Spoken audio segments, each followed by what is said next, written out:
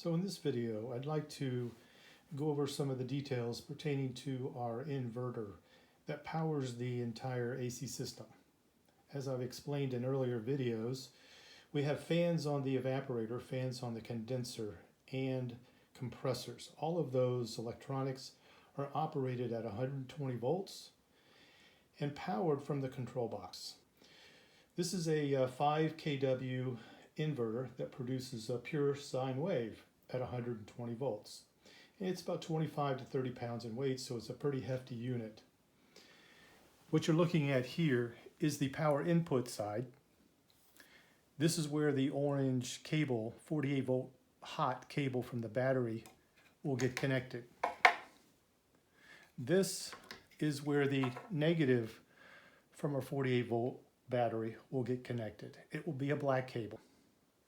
What you're seeing here are 4 cooling fans. The unit has thermistors placed strategically within it, and when those thermistors sense a certain amount of heat, they will then kick on these fans to cool the unit down. And here you're looking at the opposite side of the inverter. This is the power output side of the inverter where 120 volts is produced. This is the on-off switch. When it is in the off state, as you see it now, nothing will be lit up. When it's on, you will see this green LED lit up.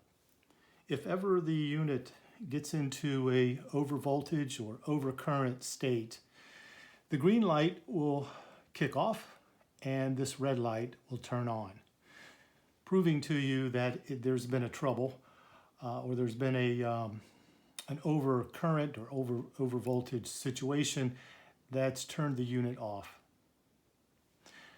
Here we have a breaker switch. So even though the power switch may be on, if the breaker switch, which is 60 amps, is to the right, which is the off position, no power output will be seen.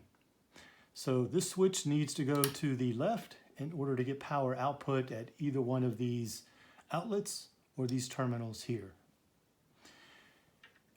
Our AC harness will connect to these 3 terminals. Here we have the negative, ground, and the positive. They're tightened with a Phillips screwdriver, so nothing major there. What you're seeing here is a recessed switch. The switch is to set it at either, to produce 120 volts at either 50 or 60 hertz. To the right is 60 hertz, which is where we want it. To the left is 50 hertz. I have seen these come from the supplier, switched at 50 hertz, and we've had some instances where we were producing a lot of current. The compressors were running hot, and this was the reason why. This is nothing more than a terminal for a remote hardwired switch. So the FAs, up until this point anyway, have been simply turning the inverter on at this red switch. Theoretically, we could hardwire a remote switch for them so they could use that instead. But again, to this date, we haven't done that. What you're seeing here are 2 GFI protected outlets. They are capable of producing 20 amps each at 120 volts. And currently, we are not using those either. All of our electronics are being powered here by these terminals. The unit itself has this mounting plate, one on each side.